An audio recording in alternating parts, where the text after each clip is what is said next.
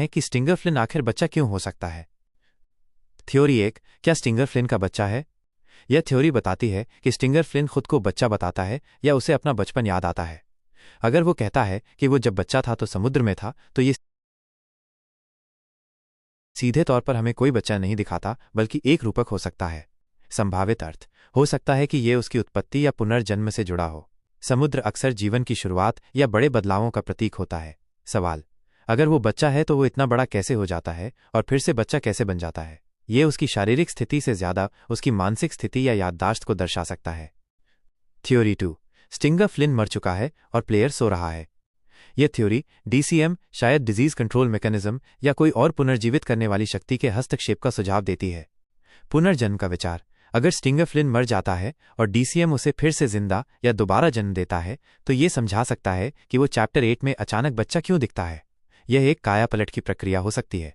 खिलाड़ी की नींद, खिलाड़ी का नींद में होना यह सुझाव दे सकता है कि वो इन घटनाओं का सीधा साक्षी नहीं है या ये उसके अचेतन मन में घटित हो रही हैं। थ्योरी 3, नैनी और बेबी वर्जन का सच। ये एक बहुत ही रोमांचक और व्यापक थ्योरी है जो गार्टन ऑफ बनबन की दुनिया के लिए एक बड़ी कड़ी हो सकती है। मॉन्स्टर्स के बेबी वर्जन, ये विचार कि सभी मॉन्स्टर्स के पहले बेबी वर्जन थे और उन्हें जवानी में मार दिया गया, एक डरावनी पृष्ठभूमि बनाता है।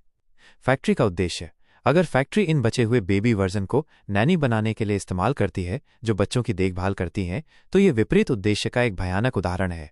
बच्चों की देखभाल के लिए बच्चों के ही बेबी वर्जन का इस्तेमाल एक नैतिक दुविधा पैदा करता है।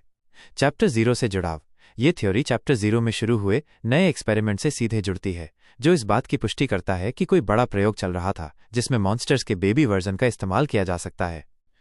थ्योरी 4, स्टिंगर फ्लिन का साइज क्यों बदलता है? यह थ्योरी स्टिंगर फ्लिन के आकार में बदलाव पर केंद्रित है, जो कहानी के कालक्रम टाइमलाइन को चुनौती देता है। कालक्रम की उलझन, अगर वो चैप्टर 3, 4 और 6 में बड़ा होता है और फिर चैप्टर 8 में छोटा हो जाता है, तो ये सुझाव देता है कि कहानी सीधी रेखा में नहीं चल रही है। लूप, रीसेट या पुनर्जन्म, ये सभी संभावनाएं बताती हैं कि स्टिंगर फ्लिन का आकार में बदलाव किसी वैज्ञानिक प्रयोग, जादुई घटना या कहानी के मोड़ का परिणाम हो सकता है। लूप, रीसेट, कहानी खुद को दोहरा रही है या किसी बिंदु पर रीसेट हो गई है।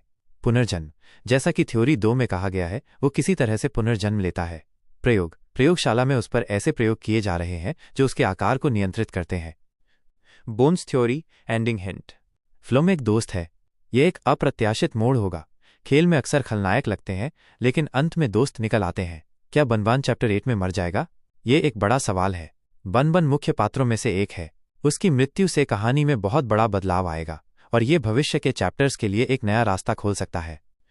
ये सभी थ्योरीज गार्टन ऑफ बनबन के रहस्य को और गहरा करती हैं।